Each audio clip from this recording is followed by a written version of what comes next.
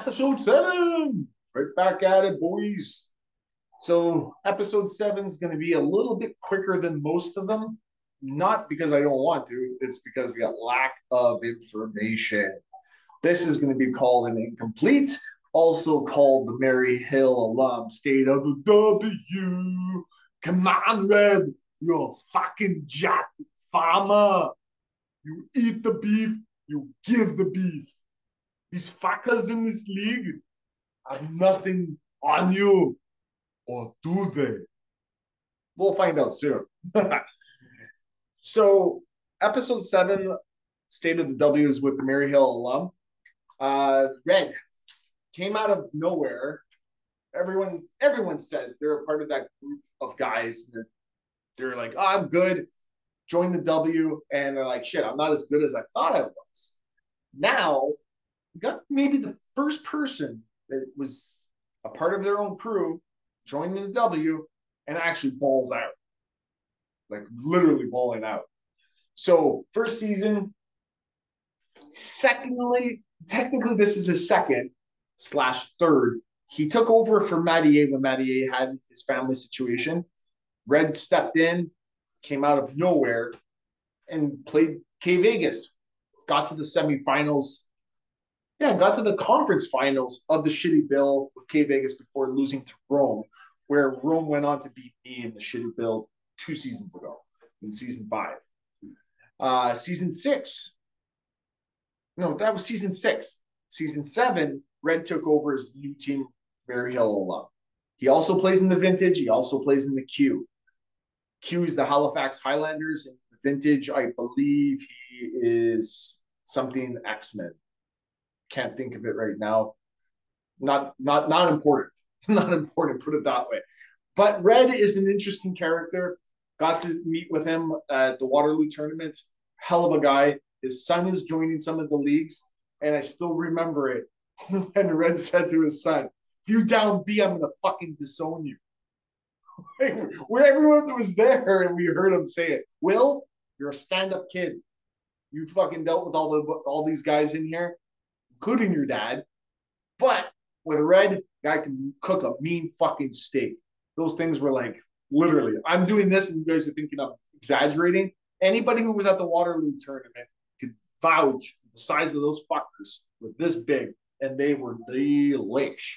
Red, you're my new contact for fucking my delicatessens. I want a prime rib, and I want a big piece of ass of beef.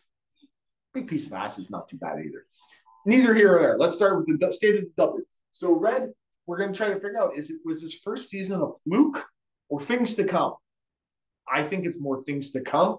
Red has proven in other leagues that he's done it. Vintage, he won the first title. He's already on pace to win the second one. Given his record, I think he's 9-1. The Q, he got eliminated by Segathon in his first season in the Q, which isn't a bad thing. Everybody in the Q sucks, but there's teams that get their breaks and some of them that don't. The Blonx Bananas, the Troy Hill Cookie Puss, and Cochrane Coneheads in Easter Island Stoneheads are probably the 4 most difficult teams to beat going deep runs. I was one of the lucky ones. I got a deep run. I've lost to Sean Bell in the finals last season. Neither here or there. I hold my hat very closely to that. I was actually in the finals of the big league. Maybe not the W, but we'll get to it.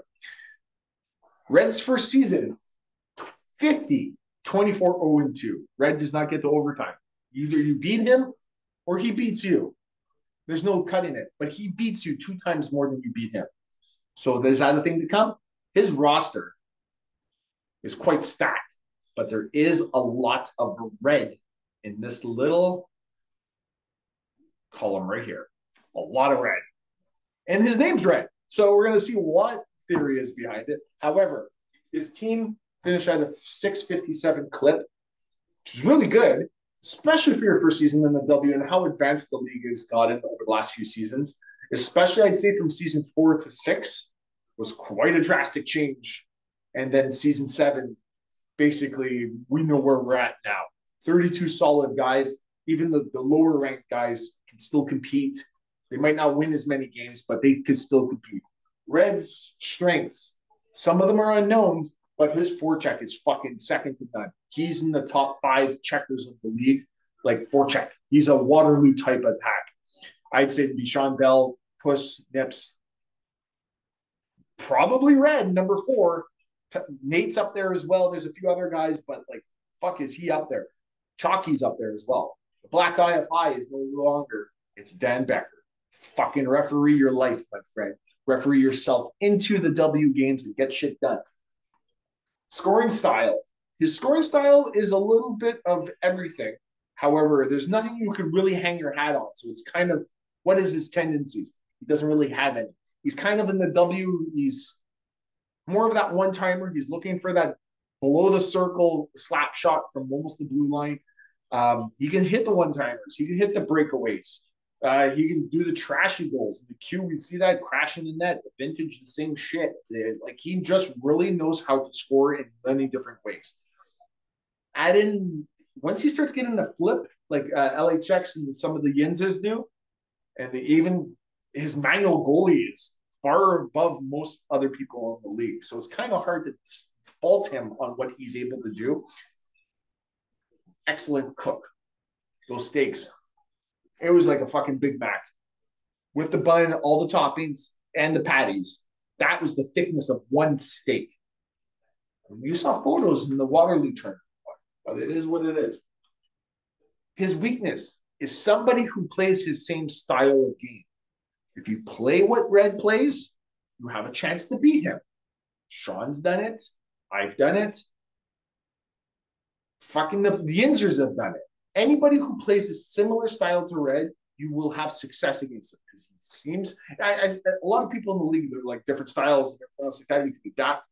Red is one of those few guys where you could see his weaknesses being forecheck, scoring styles. Don't rely on one thing. Attack multiple facets, and don't rely on one thing. So you rely on one thing, he'll take advantage and he'll beat you. However, you can beat him if you attack him with his strengths. Checking and scoring styles. Scoring styles, it's a variety. It's not the same thing. Another one of his weaknesses is unknown skills. Was this one season a fluke? Is this really who Red is? The Maryhill Alum, are they a 550-win team plus? Or are they more of a 40 or 30 team? We don't know. Is his roster what brings him to that 50 range? We're going to find out with his roster in the next few seasons. Is he that legitimate top 10 team? Or is he a poser of a top 10 until his team falls apart? We'll find out. But given with his roster, there's been some dramatic changes in his first season or two. This is going to be a second full one, but a second full off season. So the big thing is with him right now is his goaltending is kind of suspect. I put the overall of the goaltender 73. I was going to do it the other ones and I forgot it and I couldn't do it right off the top of my head. But his overalls for his forwards are probably low 80s. I'd say 81 or 80 or 79. His defense is more in the 73, 74 range. His goalie's a 73 overall. Bob Essence has one season left. He's a 69 overall. I think it's still his original goalie from last season and the original goalie from K Vegas. He picked up Roman Turek, which was a very good pickup for him. 77 overall, but for only 3 more seasons. So post-lockout, he gone. Same thing with Essence. Essence is retiring at the year. 78 high, 76 low. So he's a good goalie for that stopgap position. His forwards, second, yeah, they're right up there. I'd say top 4 or 5 teams with best forward group in the league. He's got Ziggy Palffy at 86, 91, 82 high low. He's got Brett Hall, 89, 78 high low. Roenick, 94, 72 high low. Roenick is the only forward on his roster that is going to be available post-lockout. But the thing is, with Roenick's post-lockout ratings, 3 seasons of 70s. So Roenick is no longer Roenick after post-lockout. Then you add Daniel Schneider for 1 season at 75. He's a roster filler for him. Bob Probert, 62 overall, 68, 51 high low. And Adam Graves, 81, 83, 80 high low for 3 seasons. So his forwards, other than Roenick, are all 3 seasons or less. Snyder's the only one that has 1 season left. Everybody else is 3. So his roster's decimated post-lockout. And then he's got Phil Housley, On defense in 83, 90, 77 high low. And then you got Luke Richardson, 65, 69, 61 high low. Dave Mason, one season left out of 71. And Brian Marchant, 61, 71, 55 high low. His team is built with speed. There's not big players. Probert's the only big player he has who can body check and tough it up a bit. The thing is, how is his roster going to roll out? Will he go with Palfy, Roenick, and Probert? Will he go with Hall instead of Probert? Maybe does he slide in Graves? We don't know. His roster is about 4 players deep. I'd say 4 solid guys. Graves I only put in there is because Graves is just a filler. But I'm honestly thinking his starting lineup is going to be the top 3. Ziggy, Hall, and Roenick. Probert will be a fill-in for whatever team he's playing against. His defense is more reliant on Phil Housley. Everybody else is kind of slow. Richardson and Marchment are stay-at-home defense, and their awareness are about 3s and 4s. Housley's is a speedster, but the thing is post-lockout, all he has is Richardson and Marchment, 2 stay-at-home defensemen. So his team is going to go from speed to slow. And the hard thing for this roster to be successful moving forward is that he's traded away his draft capital. It's going to make it very difficult for Red to get up on everybody else, make sure his roster stays, I would not say stay intact, but stay at the same level of talent level. It's going to be hard to fill a roster out with limited talent and limited draft capital. He's going to have to trade future capital to get current capital to build his team back up and then kind of hope it stays consistent for a couple seasons so until he catches back up with his draft capital. He's like the St. Louis Rams. He's trading for the future to win now, and it might bite him in the ass a few seasons from now, and it will. His roster, like I said, he's got 3 players post-lockout. 3. And they're all in the 70s or lower. His team's going to be decimated. He traded away his 2023 picks to acquire Roenick. Traded his 2004 first for Roenick. All these went to K Vegas.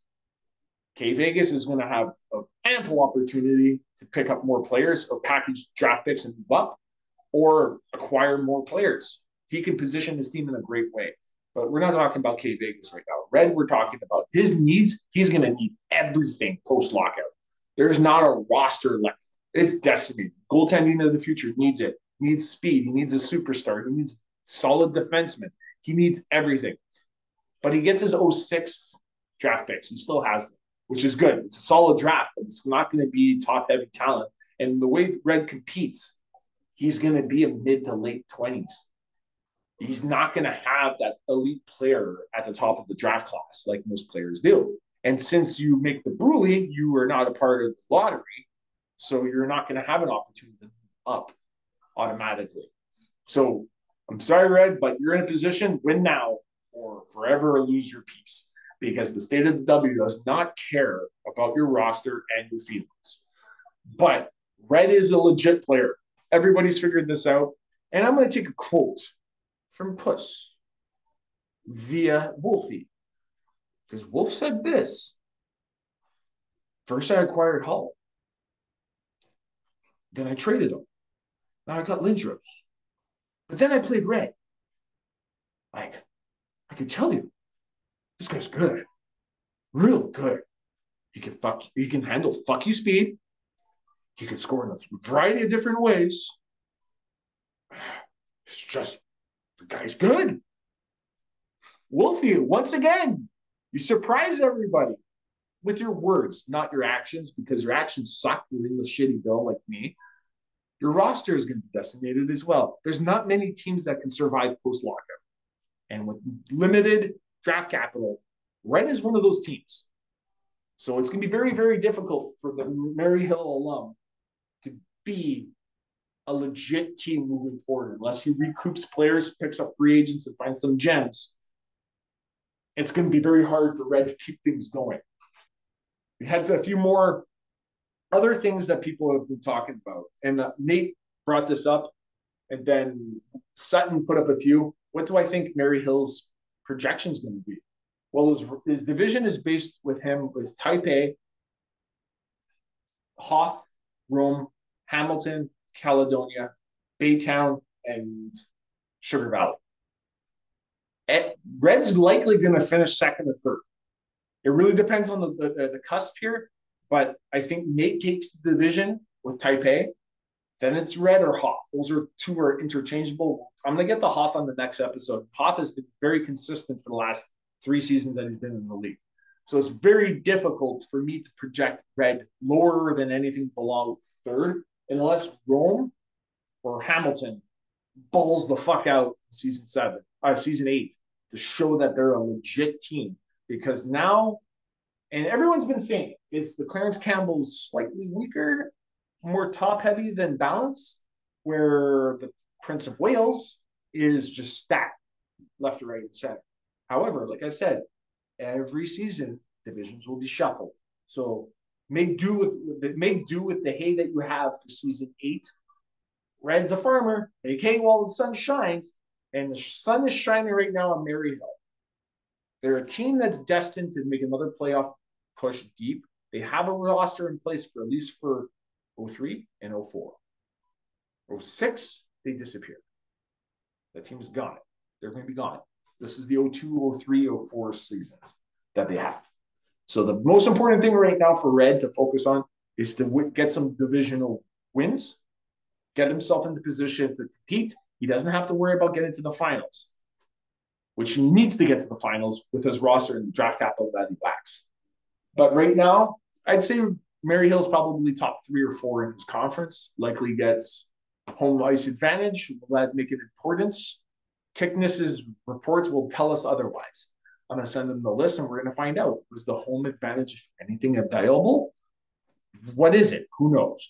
But at the end of the day, Maryhill is going to be a tough team to beat in the next 3 seasons. Post-lockout might be the same thing, depending on how his roster is built. Another thing Sutton brought up, can you redirect one-timers? Technically, you can. I wouldn't say there's hard evidence that you've done it. Maybe a player was there and the puck trickles in. Or I'd say you have more success at having your own defenseman put the puck in the net if you're in the crease. Fuck, it happens to me all the time. Puck just trickles in out of the blue. You're like, how the fuck did that get in? Or you're trying to pass it to your forward and hits your goalie and redirects. I wouldn't say a one-timer can be redirected intentionally. I know Rome has stated that it can. I have yet to see it. If you have, post the video and we'll see it. Otherwise, I don't think it's possible. The other one, schedule. Schedule, it's likely you're playing more games interdivisional, and we're not going away from the formula right now. We're 32 teams. You play 4 games interdivision. You play 2 games against everybody else, 76 games. Point finale, no harm, no foul. It's done. There's no complexities. Just play your fucking games, and we're good. Timeline of those games, however, will shift. 2 months instead of 3. Becker's the only one that needs to get his shit together because I'm sick and tired of his refereeing. This is the off season. Nobody's playing hockey right now. And if you're reffing now, you have an excuse of bullshit. You're stroking your cock. You're doing nothing. You need games to play. That's how come Becker will never be invited to the Q or vintage or future seasons or future leagues because the lack of commitment to our W. Fucking screens. I just got to keep doing this. Team overalls, I'm going to provide that OG draft from 95 from season 1, who were steals and busts or future episodes. Topic ideas, you guys provide me with the topic ideas.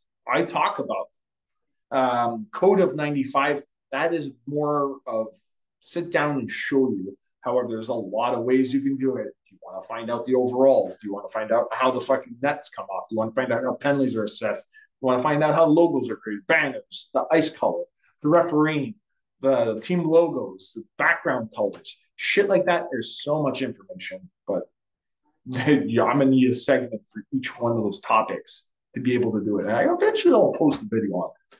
However, not my fucking spot right now, but this has been the State of the W, Maryhill Alum style.